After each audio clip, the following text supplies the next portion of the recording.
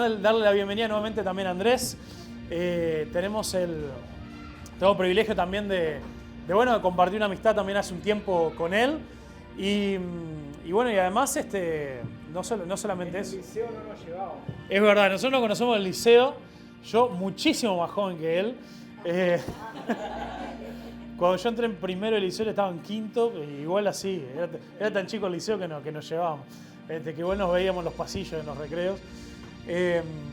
Pero ahora también, además desde que arranqué también el pastorado, estar cada vez más en contacto con él. También ahora es la siguiente iglesia también que se está sumando a la red de Acts 29, también de la iglesia de la convención también bautista allá en Minas. Así que bueno, un placer y un gusto tenerles con nosotros. Así que bueno. Como decía Facundo, somos la siguiente iglesia, ¿no? Creo yo que sí, no hay otra. Somos la siguiente iglesia en entrar en Acts 29. La de 33 está arrancando el proceso. Excelente. Bueno, ya nos vamos juntando. Y hoy estamos acá justamente por eso. Con Facundo hablamos bastante, nos encontramos en un montón de lugares. Nos encontramos en reuniones de profesores. La semana pasada creo que estuvimos juntos o la otra, ya me olvidé. Y hace un tiempo dijimos, ustedes hacen parte de esta red, nosotros estamos entrando. ¿Por qué vamos a esperar a estar los dos en la red para juntarnos? Porque esta es una red de iglesias que se juntan y mantienen comunión. Vamos a arrancar antes, ya está. Entonces arrancamos. Vamos a arrancar en invierno, cuando hace frío, porque después cuando esté calorcito se pone bueno, Minas se pone divino en primavera, así que lo esperamos nosotros ya a ustedes la próxima. Y hoy quiero compartir con ustedes algo que estaba pensando ahora mientras cantábamos y escuchaba lo que nuestro hermano también estaba leyendo. El mensaje prácticamente ya fue dado. Yo solo lo que voy a hacer acá es repetir cosas que ya fueron dichas, que cantamos. Algunos estaban cantando con todas las ganas de ojos cerrados, así que yo supongo que ya hacen lo que yo voy a pedir que hagamos, ¿ok? Creo que ya lo hacemos todos, pero es mi deber volver a recordármelo a mí y recordarnos a todos los que estamos hoy acá. ¿Cómo es el primer valor? ¿El que leyeron allá? Yo no sé de acá. Ok, valoramos la palabra de Dios sobre las opiniones y creo que ese ha sido y es un desafío para todos. En Minas nosotros sufrimos también un poco con eso. Personas que se van acomodando al Evangelio de acuerdo a las opiniones. Si me gusta lo que decís, entonces, bueno, me gusta el Evangelio. Y no se trata de eso. Mi papel hoy acá va a ser, al igual que el del pastor Facundo todos los domingos, el de explicar de una manera clara, lo más claro posible, lo que la palabra de Dios dice. Y eso te puede gustar o puede que no te guste tanto. Puede que lo sientas como un tironcito de orejas. Pero ahí tenés que hablar con el que hizo esto. ¿Ok? Se trata de que entendamos qué es lo que el Señor quiere para nosotros, no solo en esta mañana, sino en nuestra vida cristiana. Y bien, estuve pensando, somos dos iglesias, diferentes contextos. Los contextos no son iguales, las ciudades donde servimos no son iguales. Minas es una ciudad, no sé cuántos la conocen de acá, pero es una ciudad muy linda, muy bonita, pero una ciudad muy fría al Evangelio. Las personas no quieren saber mucho sobre la fe. Creo que en Las Piedras pasa un poquito de eso también. Tenemos algunas similitudes, tenemos algunas diferencias. Y yo estaba pensando, dos iglesias que apuntan para el mismo lado. Ustedes ya pasaron por un proceso con Acts 29, nosotros estamos en ese proceso. Y básicamente una iglesia, ¿qué es? Una iglesia es el lugar donde florece, es el terreno donde se hacen discípulos, donde los discípulos maduran y donde esos discípulos se multiplican. Está claro que eso se hace en todo lugar y en todo momento, pero la iglesia es el lugar, el terreno fértil para esa exposición, para ese crecimiento. Entonces, yo supongo, quiero creer que vos y yo queremos ser discípulos de Jesús y hacemos lo imposible para ser discípulos de Jesús. Bueno, la iglesia es el terreno donde eso sucede. Sin iglesia eso es imposible. ¿Ok? Entonces me gustaría hablar un poquito con ustedes sobre eso. Vamos a ir a Romanos 12, el texto que leyó nuestro hermano. No vamos a leer todo el capítulo, solo los 2 primeros versículos y después les voy a dejar una tarea para los de acá de Las Piedras. Los de Minas no se van a salvar, porque el domingo que viene vamos a tocar en este asunto de nuevo. Vamos a seguir hablando sobre esto. Están hablando sobre Jonás, ¿verdad? Bueno, en Minas estamos hablando en Primera de Juan. En serie también, igual que hacen ustedes acá. Hoy estamos de vacaciones de Jonás y de vacaciones de Primera de Juan. Nos vamos a encontrar ahí en Romanos 12, versículo 1 y 2. Por tanto, hermanos, les ruego por las misericordias de Dios que presenten sus cuerpos como sacrificio vivo y santo, aceptable a Dios, que es el culto racional de ustedes. Y no se adapten a este mundo, sino transfórmense mediante la renovación de su mente para que verifiquen cuál es la voluntad de Dios, lo que es bueno, aceptable y perfecto. Entonces, como les decía, vamos a hablar un poquito de Romanos. Vamos a salir de lo que estamos estudiando domingo a domingo y vamos a ir a esta epístola. Y es importantísimo que en 5 minutos hagamos un breve resumen, porque el capítulo 12 de Romanos es una especie de bisagra, es un antes y un después. En el capítulo 12 de Romanos comienza la parte práctica de la epístola. Eso quiere decir que del 1 al 11 es teoría pura. Es el resumen más completo del Evangelio que el apóstol Pablo hizo alguna vez. Usted agarra otra epístola de Pablo y él va a hablar sobre asuntos específicos, más de uno inclusive, pero el resumen más jugoso del Evangelio lo va a encontrar en Romanos. Romanos del 1 al 11 es la teoría pura de lo que un cristiano debe ser, de lo que el Evangelio es. Entonces, si vos y yo queremos servir al Señor, haz tu obra en mí, mientras haya aliento en mí, decíamos recién, ¿no? Mientras mi corazón esté palpitando, quiero que trabajes en mi vida. Bueno, si vos querés que el Señor trabaje en tu vida, tenés que conocer lo que es el Evangelio. Te recomiendo, te invito a que hagas un estudio profundo de Romanos del 1 al 11, porque allí encontramos el jugo concentrado de lo que es el Evangelio. Hagamos un pequeño resumen. Como les decía, en esta parte acá comienza la parte práctica y exhortativa. Pablo va a hacer algunas exhortaciones y fíjense que comienza diciendo, por tanto, hermanos, quiere decir, entonces, a partir de ahora, tengo algo que contarte. Vamos a resumir lo que aparece en el capítulo 1 al 11. Es una explicación detallada del Evangelio. Del 1:18 al capítulo 3:20 se nos cuenta básicamente la condición del ser humano. Del capítulo 1:18 al 3:20, la condición del ser humano. Y te adelanto, te hago un spoiler acá. Estaba pensando en otra palabra porque en Minas no decimos spoiler, en Minas somos más criollos. ¿Sí? Te hago un spoiler acá. La condición pésima, terrible, horrible. A tal punto que en el capítulo 3, versículo 10, Pablo dice, no hay justo ni aún uno. Inclusive está citando el Antiguo Testamento. Así de terrible, pecaminosa, perdida, podrida es la condición del ser humano. Y el apóstol Pablo, caminando al lado del Señor, intentando santificarse todos los días, junta todo y dice, ¿sabes qué? El resultado de todo esto es que no hay justo ni aún uno. Todos sabemos eso. Es importante que lo recordemos. En ese terreno desolador, terrible, es donde el Evangelio brilla de manera esplendorosa, como una gema preciosa. Imagínense un diamante. El diamante, junto a otros diamantes, es un diamante más, pero el diamante en el chiquero de los chanchos brilla mucho más. Y ahí en esa condición terrible, asquerosa, podrida del ser humano, muerto en sus delitos y pecados, es donde aparece el Evangelio. Entonces, a partir del capítulo 3 para adelante, Pablo nos va a contar sobre esa buena noticia, la importancia del Evangelio. Nos va a hablar de que Dios no nos dejó en esa condición, sino que Él provee de un Salvador, que es Cristo, quien nos liberó del pecado. Yo sé que todo esto lo saben, pero es importantísimo para hablar del capítulo 2 en adelante. Entonces, en un terreno desolador, terrible, asqueroso, oscuro, la condición humana llega y da como resultado que no haya justo ni siquiera uno, así lo reconoce Pablo. Ahí es donde Él nos recuerda que Dios en su infinito amor envió a Jesucristo a morir por nosotros. Y ahí aparecen esos textos que tanto conocemos y que usamos para evangelizar. Por ejemplo, Romanos 5:8.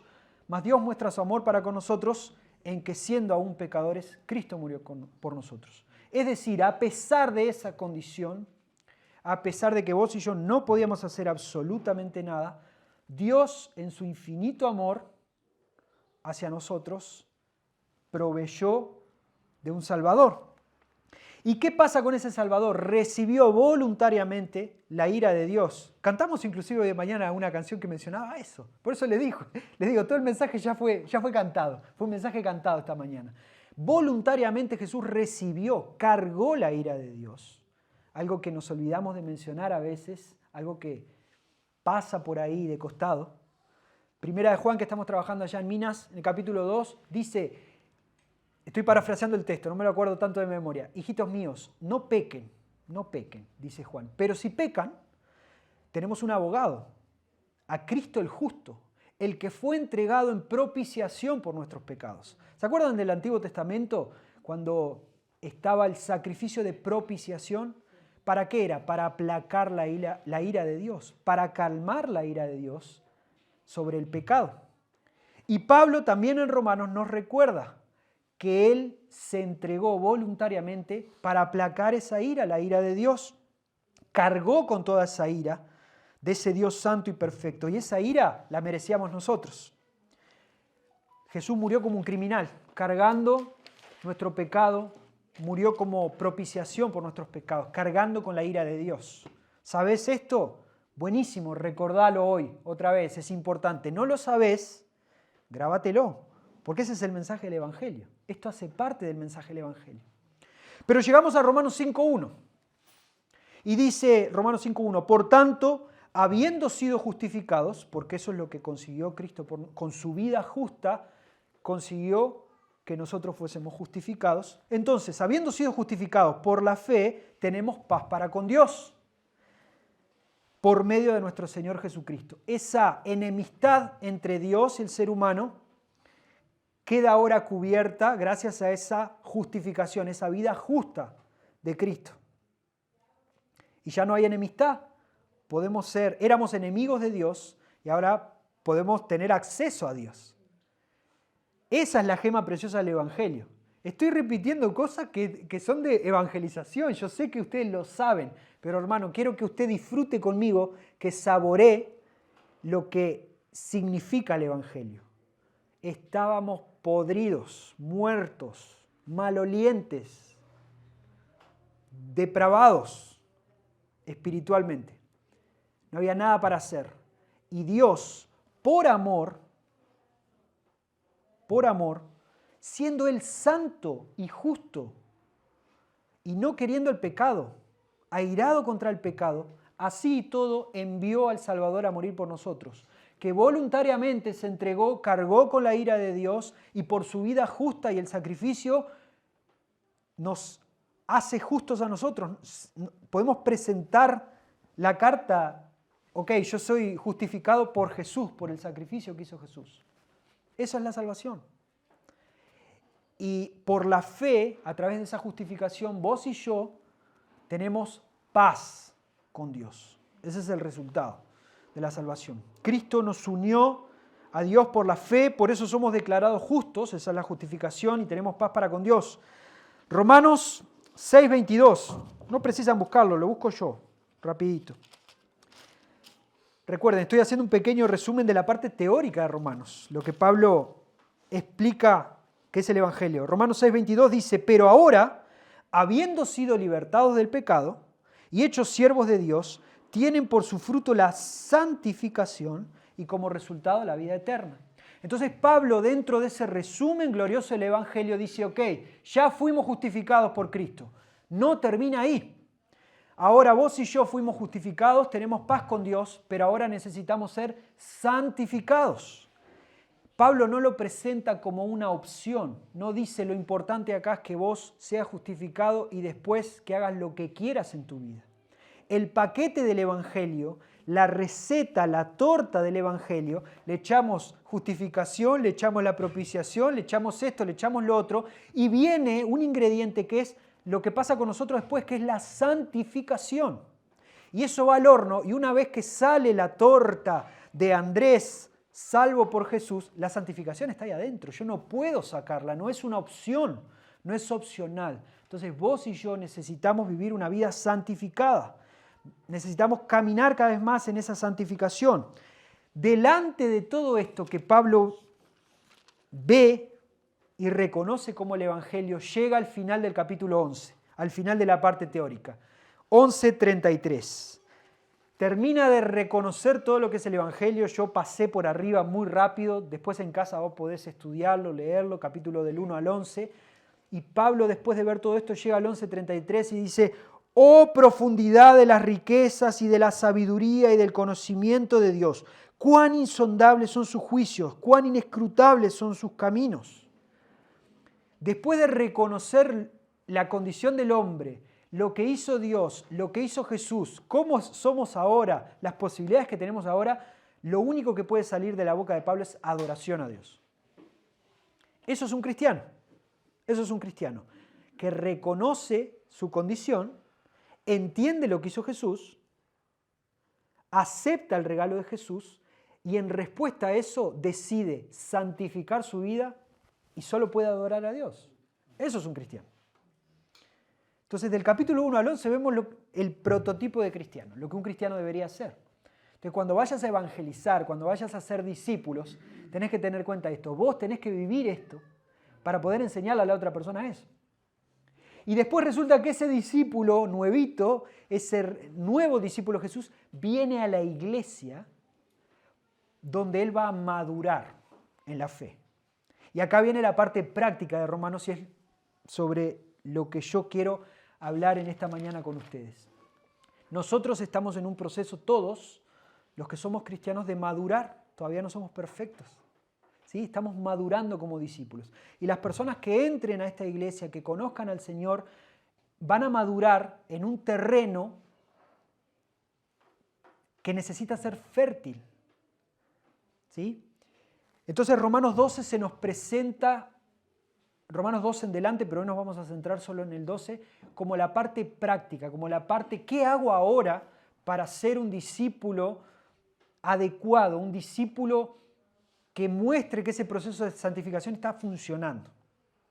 Y lo primero, el primer punto, primer encabezado, llámelo como usted quiera, yo lo puse de la siguiente manera. Un discípulo de Cristo construye su vida sobre la base del Evangelio. Un discípulo de Cristo construye su vida sobre la base del Evangelio. Dicho de otras palabras, un discípulo de Cristo no construye su vida en base a opiniones. Un discípulo de Cristo no construye su vida en base a apariencia. Un discípulo de Cristo no construye su vida en base a estatus. Un discípulo de Cristo construye su vida en base al Evangelio. Pablo recién ahora nos va a empezar a dar cuestiones prácticas. Y estuvo 11 capítulos hablando sobre la verdad del Evangelio. Entonces, a partir de ahora, los que entendieron el Evangelio van a construir su vida en base a esto.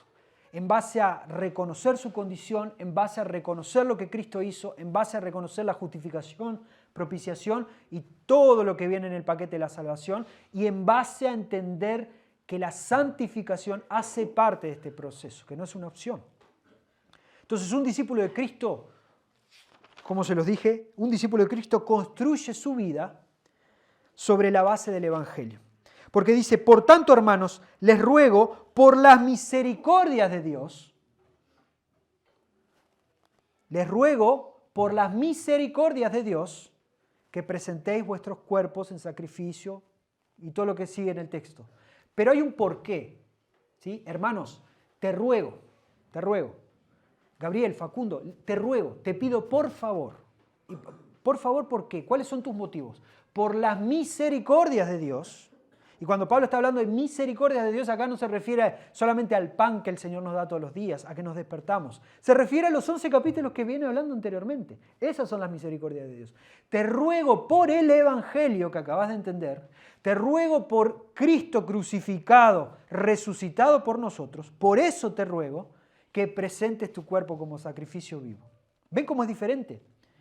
No es, escúchame, te voy a hacer una invitación y fíjate a ver si te gusta, a ver si querés aceptar a Cristo y vivir una vida un poquito mejor. No se trata de eso. Se trata de, te ruego por las misericordias de Dios, léase Evangelio, que presentes tu vida como un sacrificio vivo al Señor. Entonces, repito el enunciado, repito el encabezado. Un discípulo de Cristo construye su vida, se para en la base del Evangelio. Cualquier esfuerzo que vos hagas, que yo haga, para cambiar algo en mi vida, por más buena intención que tenga en mi corazón, yo quiero tratar mejor a mi esposa. Hay una buena intención en mi corazón. Si esa intención no parte con el deseo de santificar mi vida, parado sobre el Evangelio, no va a llegar a buen puerto. ¿Me siguen? ¿Sí? Entonces, por las misericordias de Dios, basamos nuestra vida cristiana en todo lo que Dios ha hecho por nosotros. Y el orden acá es importante. En matemáticas se nos enseña cuando multiplicamos que el orden de los factores no altera el producto. Déjame hablarte ahora de matemática cristiana. En este caso, el orden de los factores sí altera el producto. Primero viene el Evangelio y después viene lo que vivimos. Primero viene el Evangelio y después viene lo que practicamos. Pablo lo está colocando acá, 11 capítulos mostrando lo que es el Evangelio, y ahora vamos a hablar de prácticas. El pasaje completo que leyó nuestro hermano, perdón, me olvidé su nombre, hermano, Luis, gracias Luis. Luis leyó el capítulo 12 entero y vieron que había un montón de consejos prácticos de cómo actuar, de qué hacer, de qué no hacer. Recién en el capítulo 12 Pablo se atreve a mencionar algo de eso, porque acá el orden de los factores sí altera el producto. ¿Y saben qué pasa muchas veces? Nosotros queremos cambiar los factores, queremos hacer un montón de cosas buenas para Dios sin entender todavía el Evangelio. ¿Y qué pasa ahí? Nos convertimos en los clásicos moralistas. ¿Sí? No te vistas así, no te cortes el pelo así, no te comportes así, no apoyes tu mano así, no levantes la mano así, no cantes así, no aplaudas así. ¿Y cuál es la base para eso? Y ahí empezamos a sacar opiniones, historias, versículos sacados de contexto y hacemos lo que querramos para que nuestra conciencia esté tranquila. Alteramos los factores, pusimos la práctica por delante del Evangelio. Entonces en la matemática cristiana siempre el Evangelio viene primero y el Evangelio es la base. Por eso que es tan importante entenderlo. Por eso que no se limita a 4 leyes, un folleto que le compartís al vecino de enfrente. Está limitado por lo que vos entiendas racionalmente. ¿Cómo entendés qué es la salvación? Es importantísimo entenderlo, es importantísimo ser discipulado. Si no tenés claro algo, habla con tu pastor, porque ese es el fundamento donde vos vas a construir tu vida práctica, el día a día. En la matemática cristiana sí importa el orden de los factores. El Evangelio va primero y la práctica después. Pero no solo voy a hablar de matemática. Soy profesor de romanos en el seminario. No soy profesor ni de matemática ni de idioma español. Así que perdón si hay algún profesor de matemática y idioma español. Pero hoy voy a hablar de gramática cristiana también. Mirá, qué lujo. Porque en la gramática cristiana, en la gramática del Evangelio, si me permiten el ejemplo, los indicativos vienen primero, antes que los imperativos. Esto lo escuché hace muchos años en el seminario. No sé quién lo inventó, no sé quién lo dijo. De vez en cuando lo escucho. Hace un tiempo lo escuché en un colega del seminario también. Déjenme explicarles mejor. ¿Qué es un indicativo? A ver, por ejemplo, Ana estudia medicina. Estamos indicando una acción, estamos señalando algo. Que Ana estudia medicina. ¿Y qué es un imperativo? Ana, estudia medicina. ¿Sí? ¿Entienden a lo que voy?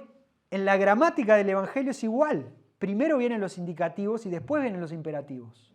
Pablo acaba de decir, entreguen sus cuerpos como sacrificio vivo. Pero él no comienza Romanos diciendo eso. A los romanos, que ni siquiera conozco, me gustaría estar con ustedes, entreguen sus cuerpos como sacrificio vivo. No. Él explica el Evangelio y después nos va a hablar de lo que hay que hacer. Jesús en la Gran Comisión hizo eso. Siempre recordamos, id y haced discípulos. Pero Jesús no comenzó su discurso así. ¿Qué comenzó diciendo? Toda autoridad me es dada en el cielo y en la tierra. Entonces, ok. Él de verdad es importante. Él es el que tiene toda la autoridad y Él es el que me está mandando. El indicativo viene antes que el imperativo. El orden de los factores sí altera el producto. Tómelo como quiera. Yo no quise quedarme solo con el ejemplo de matemáticas porque sé que muchos de nosotros detestamos las matemáticas. Entonces, para que esta no sea una experiencia traumática, usá lo de la gramática. ¿Ok? Pero lo que tiene que quedar claro acá es que el Evangelio va primero y que todo lo que construyas en tu vida tiene que ser construido sobre el fundamento del Evangelio. Si no, esa casa se va a caer. ¿No cantamos los nenes en la escuela dominical? ¿La casa sobre la roca? A eso se refiere. ¿Dónde estás construyendo? En el Evangelio los hechos de la redención vienen primero y los mandatos vienen después. El ejemplo que ustedes quieran, hasta con los mandamientos, siempre vienen los hechos de la redención primero y después vienen los mandatos. Cualquier mandato que vos veas en la Biblia y te cueste aceptarlo, porque hay algunos que son más fáciles de aceptar, pero hay otros, como Luis también leía hace un rato, que decía que vayas y ames a tus enemigos. Ese es difícil de aceptar. Entonces, ¿qué es lo que hacemos para entender mejor eso y cómo nos santificamos y cómo avanzamos en nuestra vida cristiana? Entendiendo los hechos de la redención primero. Cuando vos entendés los hechos de la redención, entendés tu condición, entendés la condición de tu enemigo, entendés lo que Jesús hizo, es mucho más fácil cumplir, acatar en obediencia, en amor y con alegría inclusive, el mandato que el Señor te dio. Entonces siempre, siempre, siempre la redención viene primero. La redención viene primero y después vienen los mandatos. Por tanto, hermanos, les ruego por las misericordias de Dios, plantate en las misericordias de Dios, que, y ahí viene el mandato. Repito, construí tu vida sobre la base del Evangelio. Todo lo que hagas ahora, ya que sos cristiano, es para glorificar a Dios por lo que Él ya hizo. No es para ganar su favor. Ese es uno de los males cristianos del siglo XXI, o debe ser el mal de Minas del siglo XXI. Pero en Minas, todas las semanas pasa gente por la iglesia. Pero fíjense cuántos vinimos hoy. Porque mucha gente pasa por la iglesia para ganar el favor de Dios. Yo quiero estar acá porque estoy con la cola sucia y tengo que presentarme delante de Dios para ganar su favor. Un cristiano, un discípulo de Cristo, no lo ve de esa manera. Un discípulo de Cristo entiende que glorifica a Dios por lo que Él ya hizo. ¿Y dónde se le enseña a un nuevo discípulo a hacer eso? Acá. Entonces ustedes tienen que estar viviendo eso, yo también, allá en Minas, todos tenemos que estar viviendo eso porque cuando entre un nuevo discípulo a la iglesia, es fácil ser tentado a acomodarse para ganar el favor de Dios. Y vos con tus hechos vas a tener que mostrarle que los hechos de la redención son lo que valen. Así que estás acá para glorificar a Dios por lo que Él ya hizo allá atrás, no para ganar su favor. ¿Cómo hacemos para ganar el favor de Dios? Imposible. No se trata de eso. Entonces, un discípulo de Cristo construye su vida sobre la base del Evangelio. Pero fíjense que Pablo dice, por tanto, hermanos, les ruego por las misericordias de Dios que presenten sus cuerpos como sacrificio vivo y santo, aceptable a Dios, que es el culto racional de ustedes. El segundo encabezado, el segundo punto, un discípulo de Cristo apunta arriba en adoración, en primer lugar. Y acá es donde me voy a quedar corto, porque necesito 3 domingos para hablar de esto. Entonces, si quieren ir el domingo que viene a Minas, vamos a seguir hablando de esto. Pero el versículo 1 y 2 apunta arriba.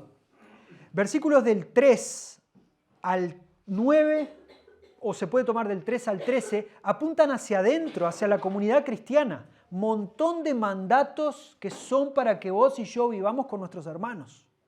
Y después del 13 al 21 habla para afuera. Entonces parece que hay 3 directrices para ser discípulos. Primero y principal, apuntar arriba en adoración.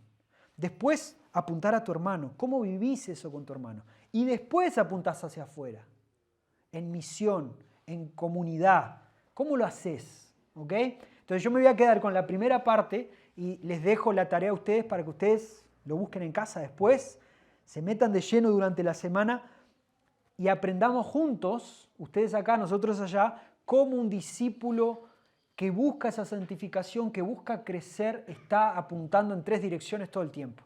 Estoy amando a Dios en adoración, que es lo que vamos a hablar ahora, pero no abandono a mi hermano. Estoy acá con mis hermanos y y tengo mi corazón, mi cuerpo, mi boca, mis pensamientos inclusive con el que está perdido todavía. Es un trabajo que parece complicado. Parece, pero no lo es tanto. No lo es tanto. Un discípulo de Cristo apunta arriba en adoración. Fíjese que dice, presenten sus cuerpos como sacrificio vivo. Y cuando yo leía esto, parece una paradoja, porque el sacrificio no era vivo, el sacrificio era para matar. Y cuando Pablo está hablando con esta gente, recuerden, son la iglesia en Roma, sí, pero en un grupo donde había gentiles que conocían sobre los sacrificios, pero muchos que venían de la tradición judía. Y cuando uno piensa en sacrificio, o por lo menos yo pensaba, ¿qué esta gente pensaría cuando se le decía sacrificio? Se me vienen a la cabeza tres cosas. Se me viene templo, porque el sacrificio era en el templo. Se me viene a la cabeza el sacrificio en sí mismo, el animal, y se me viene a la cabeza el sacerdote, que era el que hacía el sacrificio. Entonces Pablo les dice, les ruego a ustedes, por las misericordias de Dios, que presenten sus cuerpos como sacrificio vivo. Pará, esto hay que explicarlo bien, Andrés, porque si no nos vamos a meter en un problema. De nuevo, parece una paradoja, un sacrificio vivo. Pero acá de nuevo aparece la esencia del Evangelio. Muchas veces el creyente malinterpreta la idea de los sacrificios. No los necesitamos para salvación. Eso tiene que quedar claro. Pablo no lo resalta acá porque del capítulo 1 al 11 ya resaltó que los sacrificios no son para salvación. ¿Ok? Entonces esa discusión está fuera de tema. Estos sacrificios que está mostrando Pablo acá, tu cuerpo como sacrificio vivo, no es para salvación, primero y principal. Pero sí son la clase de sacrificios que a él le agrada. Así lo dice la Nueva Traducción Viviente. Que presentemos nuestro cuerpo como sacrificio porque es el tipo de sacrificio que al Señor le agrada. Entonces hay algo ahí que necesitamos entender bien. ¿De qué está hablando? En el antiguo pacto entonces tenemos un templo, tenemos un sacerdote y tenemos un animal. Pero viene Cristo, ya estamos en el nuevo pacto y entendemos, porque así se nos presenta a Cristo como el templo.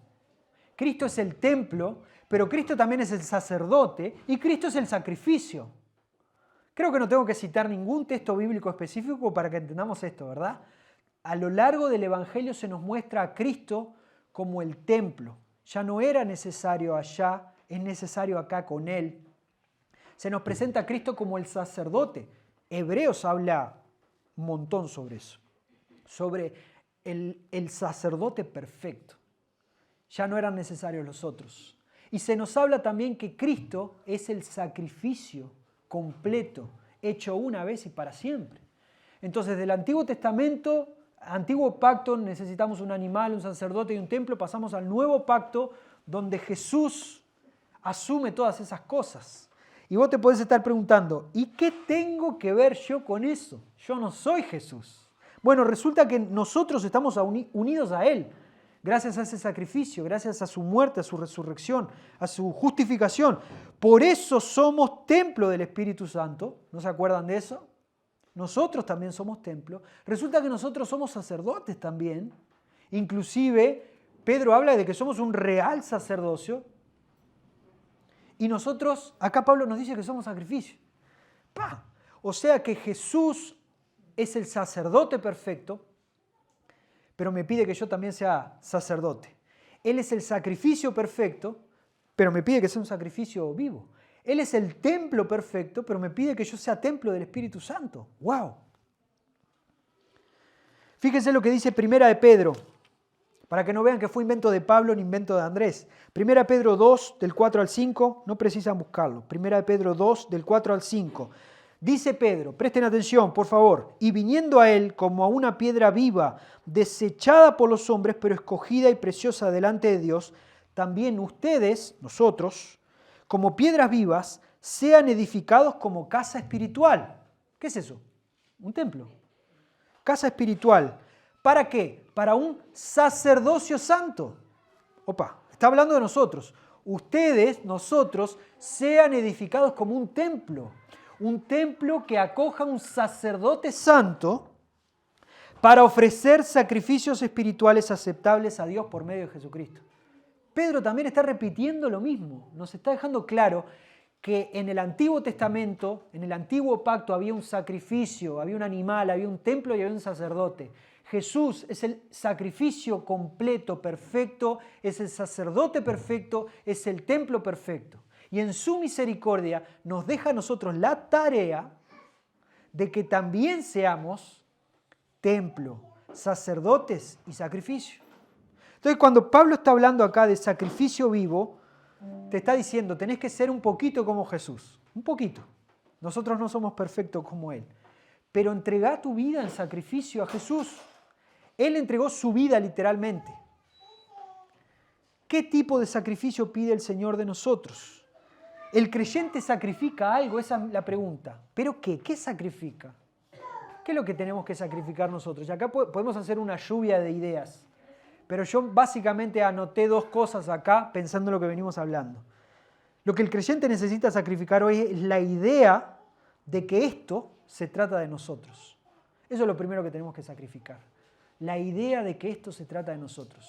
La idea de que yo estoy acá hoy porque yo me merezco una bendición del Señor. La idea de que yo estoy acá porque gracias a Dios, Él me dio hace mucho tiempo, me fue guiando para que yo en mi inteligencia, en mi sabiduría y en lo que aprendí en la escuela dominical, lo reconociese como Señor y Salvador. No se trata de vos, no se trata de mí. Y esa es una idea que cuando la vemos fuera es fácil de identificar, pero cuando la miramos dentro de la iglesia es difícil de identificar. Entonces, sacrificio vivo a Dios significa, en primer lugar, que vos y yo matemos todos los santos días la idea de que esto se trata de nosotros. No se trata de nosotros, nunca se trató de nosotros. No se trata de nosotros.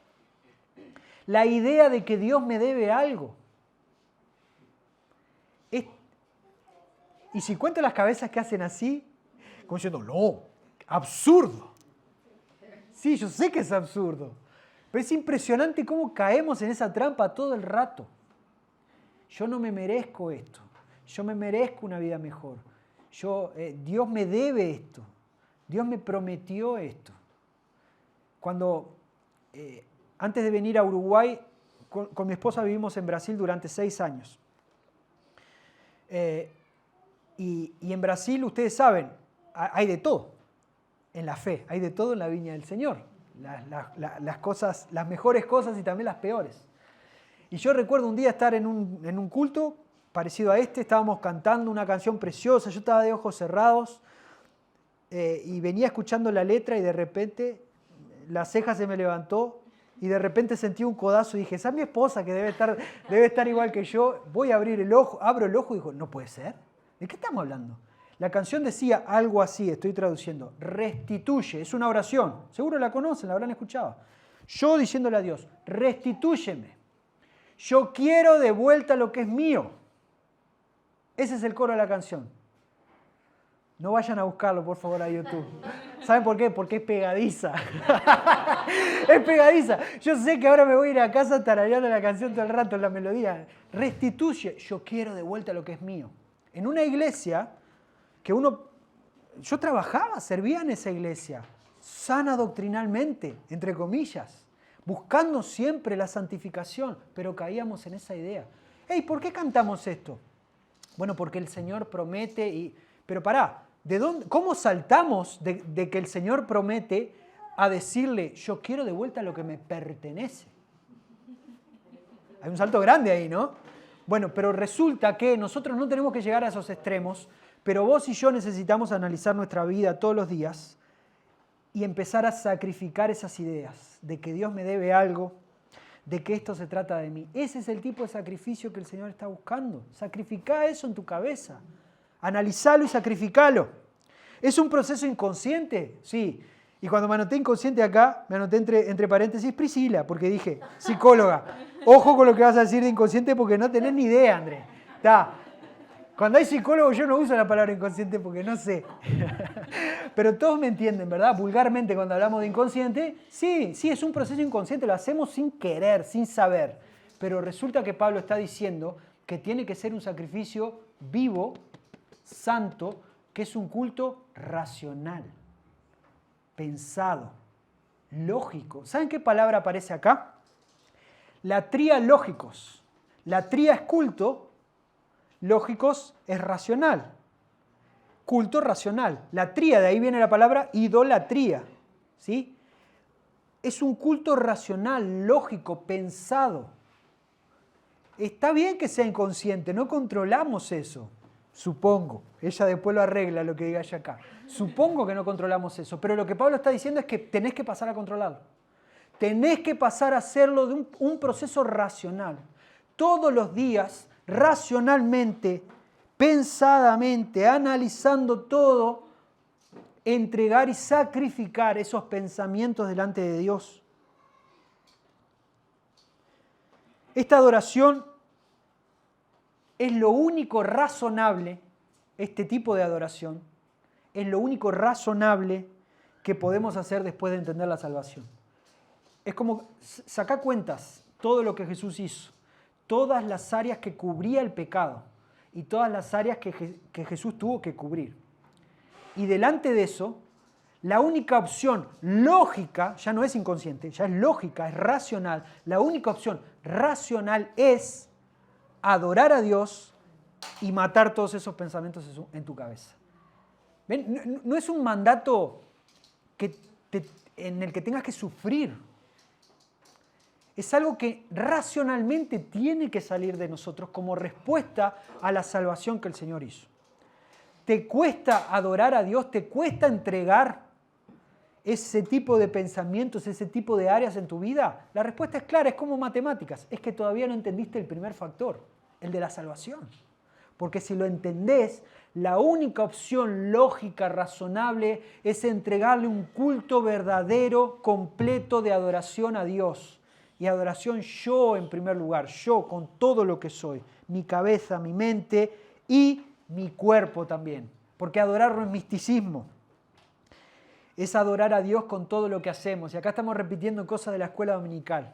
Pero déjenme ser un poquito más claro, hablándole a adultos.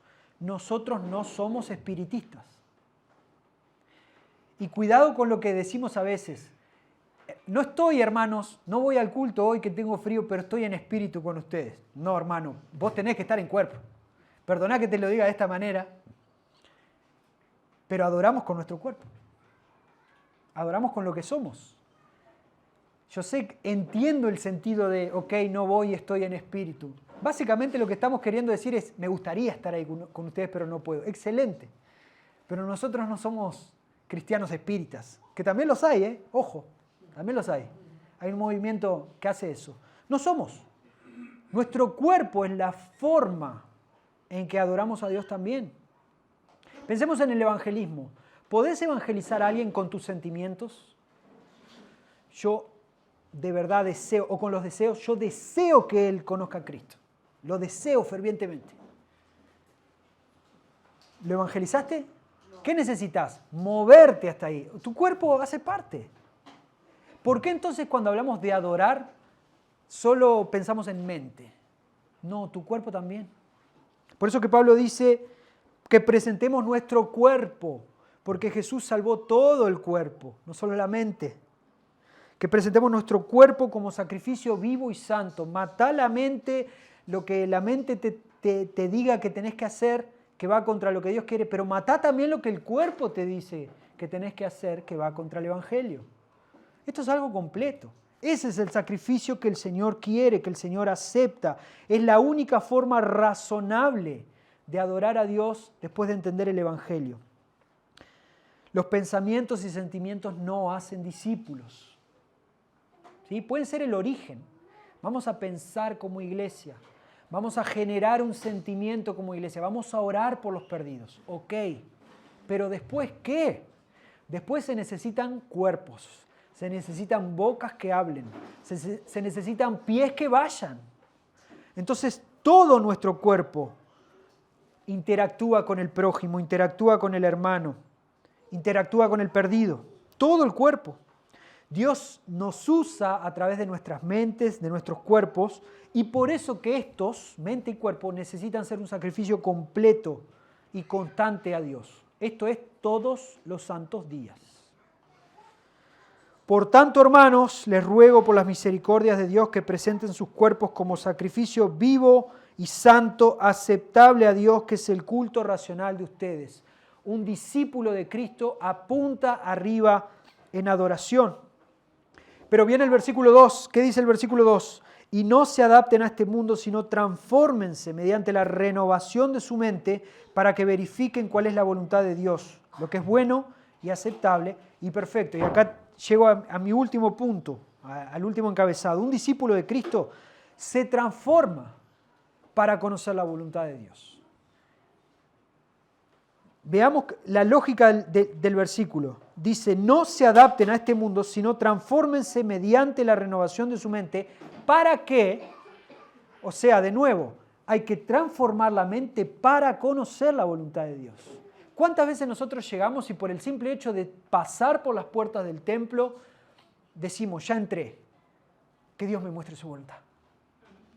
Ya entré, mostrame tu voluntad, quiero saber tu voluntad. Ando en cualquiera, pero quiero saber tu voluntad. Con una oración lo resuelvo. Muéstrame tu voluntad. Según este versículo, no. Este versículo antepone una acción. Dice que no nos adaptemos a este mundo y que transformemos nuestra forma de pensar para así poder entender cuál es la voluntad de Dios. ¿Ven que esto es práctica basado en el Evangelio, en la teoría del Evangelio? Cuando apuntamos hacia arriba en adoración vamos a ser tentados. Eso es evidente, eso sabemos que es así. Por eso es tan importante cambiar nuestra forma de pensar. Y Pablo lo presenta con dos mandatos, uno por el lado negativo, uno por el lado positivo. Del lado negativo, no te adaptes al molde del mundo. Dice, no se adapten a este mundo, no te adaptes al molde del mundo. No vamos a entrar en esto porque nos llevaría mucho tiempo, pero saben de lo que estoy hablando. El mundo tiene su molde. El mundo tiene su sistema de creencias y valores. Y el Evangelio se contrapone de cara, choca de frente con lo que el mundo te ofrece. Y Pablo te está diciendo, no te adaptes, no te amoldes. Vamos a traerlo a criollo, no te achanches. No lo hagas. Porque no vas a poder conocer cuál es la voluntad de Dios, por más oración que hagas. No te adaptes a ese molde, a ese sistema. Y la segunda parte ya es un mandato por el lado positivo. Primero, no te adaptes. Y la segunda parte dice, sino transformate mediante la renovación. Y nuestras versiones en español dice transformate y no muestra la riqueza del texto original. Porque si yo te digo, Diego, transformate, le estoy diciendo, Diego, usa tus fuerzas para transformarte. Y en griego no dice eso. El griego dice, cuando habla de metamorfeo, que es el metamorfosis, ¿no? Metamorfeo, que es el verbo transformar, está en un imperativo pasivo. ¿Qué es un imperativo pasivo? Es raro porque es una orden, hacé, pero no lo hagas vos. Es algo así como, déjate transformar. Voy a hacer una paráfrasis del texto. No se adapten a este mundo, sino déjense transformar mediante la renovación de tu mente. ¿Ves? Descansá. No es un trabajo que vas a hacer vos solamente. Déjate transformar. Vos tenés que abrirte a que el Evangelio de Dios, la verdad profunda del Evangelio, te transforme. Transforme tu mente y así te permita conocer cuál es la voluntad de Dios. ¿Ven? Es el Evangelio. Es Cristo, es el Espíritu Santo el que hace esa transformación en nosotros. Pablo lo que está diciendo es, déjate transformar. Déjate llevar por esos valores, sí. Déjate inundar por el agua, por el río de agua viva. Déjate inundar. Por el otro no. No te amoldes a ese molde. Por este sí. Déjate transformar. Solo así nosotros podemos verificar cuál es la voluntad de Dios. ¿Querés conocer cuál es la voluntad de Dios? Hace esto. Esto es bastante fácil de entender. Los adolescentes, los jovencitos, a veces preguntan, a mí me han preguntado ya varias veces con la cuestión de los novios, novias. Ay, qué pastor, quiero saber cuál es la voluntad de Dios. Y esperan que uno le diga, sí, el muchacho es fiel, dale para adelante. Y lo que yo le voy a decir es, no tengo ni idea. Lo que vos tenés que hacer es entender cuál es la voluntad de Dios. Y para eso, ¿sabes lo que tenés que hacer? Dejar de amoldarte al mundo y transformar tu mente. ¡Ay, es muy difícil, pastor! ¿Y qué querés? ¿Estás buscando una respuesta fácil? Sí, andá y casate con él. No te la voy a dar así tan fácil. Resolvé lo que tenés que resolver para conocer cuál es la voluntad de Dios. Eso que vos querés que sea tan fácil, me cuesta a mí todos los días para entender yo cuál es la voluntad de Dios. Hermanos, concluyendo, ya me pasé de tiempo. El fundamento, sustento y la esencia de hacer discípulos, de madurar discípulos y de multiplicar discípulos, nace en la adoración a Dios. Adoración entendida en los términos de Romanos, sacrificando lo que sea que haya que sacrificar, sacrificando tiempo, sacrificando cabeza, sacrificando pensamiento, yendo, caminando, hablando, callando, matando lo que hay en mí. La esencia, el fundamento y el sustento de hacer discípulos se trata de Dios y se trata de lo que Él hizo por el ser humano, no se trata de nosotros. No podremos avanzar en lo siguiente, que es lo que habla Romanos del 3 en delante, entre nosotros y hacia afuera, sin la adoración que Dios pide de nosotros.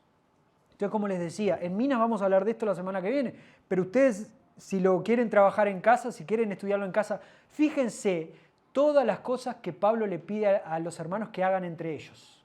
Les pide un montón de cosas. Y vos decís, Pablo estaba loco. ¿Cómo le vas a pedir tantas cosas? Es súper complicado, es súper difícil. Porque Pablo ya estaba parado en la base del Evangelio. Y Pablo entiende que si vos estás parado en el Evangelio y adorás a Dios en primer lugar, lo otro te sale. No es tan difícil. No vamos a poder hacer eso, no vamos a poder hacer discípulos fuera, discípulos bíblicos, si el terreno que está acá no es fértil. Y este terreno es fértil cuando es un terreno que busca adoración a Dios en primer lugar y sobre todas las cosas. Y hablando de discípulos, todos somos discípulos de algo o de alguien. El tema es de quién. Y llevándolo a la terminología de lo que venía hablando hoy, todos somos sacrificios de algo o de alguien. El tema es de quién. Porque no me vengan a papá mono con bananas verdes, no. No me vengan con eso de no, sacrificio. Yo no soy sacrificio de nadie. Pues debe ser el primer ser humano en la historia que no es sacrificio de alguien. El tema es que a veces no sabemos, a veces no nos damos cuenta, pero sí nos sacrificamos todo el tiempo a algo o a alguien. Lo que sea. Hay gente que está acá hoy porque sacrificó algo y hay gente que no está acá hoy porque también sacrificó algo. Ese es el tema. Todos somos sacrificio para algo o para alguien. ¿Cómo descubrimos eso de a quién nos sacrificamos? La cuestión básica es esta. Decile al Señor en tu intimidad, allá en el rinconcito más profundo de tu alma, Señor, yo te quiero obedecer, pero cualquier cosa que venga después de ese pero, es a eso a lo que te estás sacrificando. Yo te quiero obedecer, pero no tengo tiempo. Es a eso a lo que te estás sacrificando, a tu tiempo, a tu propia rutina. Te quiero obedecer, pero mi trabajo. Te quiero obedecer, pero mi familia. Te quiero obedecer, pero tengo hijos chicos. Te quiero obedecer, lo que sea que viene después de ese pero, es a eso a lo que te sacrificas. Entonces un cristiano, según lo que Pablo nos está pidiendo, se presenta como un sacrificio vivo solo a Dios. Y lo hace voluntariamente, de una forma racional, pensando lo que está haciendo. Todo lo que pongas ahí en ese lugar es un sacrificio hecho a otra cosa y es idolatría. No lo hagas. Entonces un verdadero discípulo se fundamenta en el Evangelio, un verdadero discípulo apunta hacia arriba en adoración y un verdadero discípulo se enfrenta al mundo no amoldándose y transformando su forma de pensar. Amén. Es mi deseo y mi oración que todos podamos hacer esto, porque esa es la forma en que vamos a servir mejor al Señor, en que vamos no solo a amar mejor al Señor, sino que vamos a caminar en ese proceso de santificación de una manera adecuada, como el Señor quiere. Oramos. Gracias, Señor, por este tiempo, gracias por la posibilidad que tú nos das de oír tu palabra y te pedimos que nos ayudes a poder adorarte en espíritu, en verdad, pero también adorarte con todo lo que somos, con nuestra forma de pensar, pero con nuestros cuerpos también. Que podamos servirte solamente a ti, que podamos ser discípulos que se rindan en adoración solamente a ti. Te pedimos que nos ayudes a enfrentar los desafíos, la tentación, los problemas que puedan surgir como fruto de esa búsqueda de adorarte solo a ti. Ayudarnos a enfrentar los parámetros que el mundo nos presenta, ayudarnos a confrontar esos moldes, a no acomodarnos a lo que el mundo quiere, sino transformarnos, renovar nuestro entendimiento, nuestra forma de pensar, para así ser esos sacrificios que te agradan. Oramos agradecidos en el nombre de Jesús. Amén. El Señor les bendiga, hermanos.